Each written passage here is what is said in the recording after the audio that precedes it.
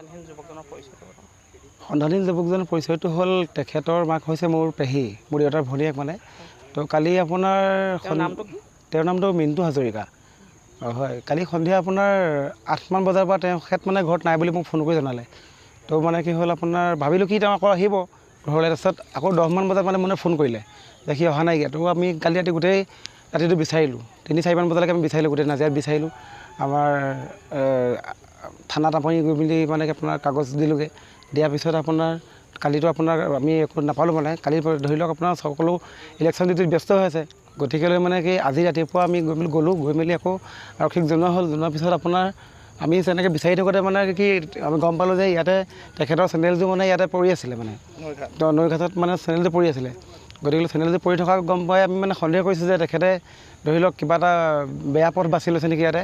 তো আমি থানাত আকৌ জনোৱা হ'ল, অচি ছাৰ আহিলে, অচি ছাৰ আহি মেলি আপোনাৰ স্পটটো চালে, স্পটটো চাই মেলি আপোনাৰ আকৌ দুবাৰ পাৰ্টিলৈ ফোন কৰিলে।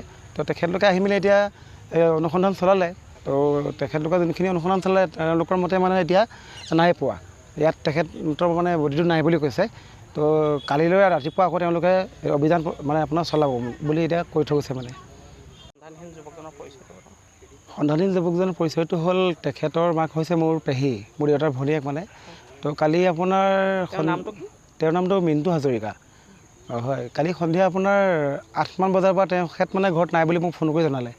তো মানে কি হ'ল আপোনাৰ ভাবিলোঁ কি তেওঁ আকৌ আহিব ঘৰলৈ, তাৰপিছত আকৌ 10মান বজাত মানে ফোন কৰিলে যে সি অহা নাইকিয়া। তো আমি কালি ৰাতি গোটেই ৰাতিটো বিচাৰিলোঁ, 3-4মান বজালৈকে আমি বিচাৰিলোঁ, গোটেই নাজিৰাত বিচাৰিলোঁ। আমাৰ থানাত আপুনি গৈ মেলি মানে আপোনাৰ কাগজ দিলোঁগৈ, দিয়াৰ পিছত আপোনাৰ কালিতো আপোনাৰ আমি একো নাপালোঁ মানে। কালি ধৰি লওক আপোনাৰ সকলো ইলেকশ্যন ডিউটিত ব্যস্ত হৈ আছে, গতিকেলৈ মানে কি আজি ৰাতিপুৱা আমি গৈ মেলি আকৌ আৰক্ষীক জনোৱা হ'ল। জনোৱাৰ পিছত আপোনাৰ আমি তেনেকৈ বিচাৰি থাকোঁতে মানে কি আমি গম পালোঁ যে ইয়াতে তেখেতৰ চেনেলযোৰ মানে ইয়াতে পৰি আছিলে মানে নৈঘাটত মানে চেনেলটো পৰি আছিলে। গতিকে চেনেলযোৰ পৰি থকা গম পাই আমি মানে সন্দেহ কৰিছোঁ যে তেখেতে ধৰি লওক কিবা এটা বেয়া পথ বাছি লৈছে নেকি ইয়াতে। তো আমি থানাত আকৌ জনোৱা হ'ল, অচি ছাৰ আহিলে, অচি ছাৰ আহি মেলি আপোনাৰ স্পটটো চালে, স্পটটো চাই মেলি আপোনাৰ আকৌ দুবাৰ পাৰ্টিলৈ ফোন কৰিলে। তো তেখেতলোকে আহি মেলি এতিয়া অনুসন্ধান চলালে। তো তেখেতলোকে যোনখিনি অনুসন্ধান চলালে তেওঁলোকৰ মতে মানে এতিয়া নাই পোৱা, ইয়াত তেখেতৰ মানে বডিটো নাই বুলি কৈছে। তো কালিলৈ ৰাতিপুৱা আকৌ তেওঁলোকে অভিযান মানে আপোনাৰ চলাব বুলি এতিয়া কৈ থৈ গৈছে মানে। সন্ধানহীন যুৱকজনৰ পৰিচয়টো হ'ল তেখেতৰ মাক হৈছে মোৰ পেহী, মোৰ দেউতাৰ ভনীয়েক মানে। তো কালি আপোনাৰ তেওঁৰ নামটো মিণ্টু হাজৰিকা। হয়, কালি সন্ধিয়া আপোনাৰ 8মান বজাৰ পৰা তেখেত মানে ঘৰত নাই বুলি মোক ফোন কৰি জনালে। তো মানে কি হ'ল আপোনাৰ ভাবিলোঁ কি তেওঁ আকৌ আহিব ঘৰলৈ, তাৰপিছত আকৌ 10মান বজাত মানে ফোন কৰিলে যে সি অহা নাইকিয়া। তো আমি কালি ৰাতি গোটেই ৰাতিটো বিচাৰিলোঁ, 3-4মান বজালৈকে আমি বিচাৰিলোঁ, গোটেই নাজিৰাত বিচাৰিলোঁ।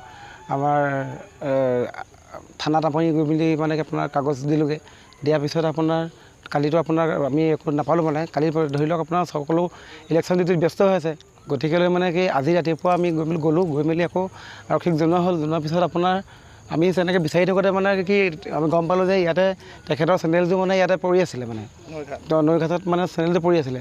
গতিকে চেনেলযোৰ পৰি থকা গম পাই আমি মানে সন্দেহ কৰিছোঁ যে তেখেতে ধৰি লওক কিবা এটা বেয়া পথ বাছি লৈছে নেকি ইয়াতে।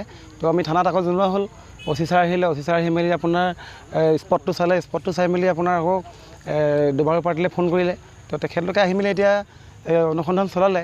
তো তেখেতলোকে যোনখিনি অনুসন্ধান চলালে তেওঁলোকৰ মতে মানে এতিয়া নাই পোৱা, ইয়াত তেখেতৰ মানে বডিটো নাই বুলি কৈছে। তো কালিলৈ ৰাতিপুৱা আকৌ তেওঁলোকে অভিযান মানে আপোনাৰ চলাব বুলি এতিয়া কৈ থৈ গৈছে মানে।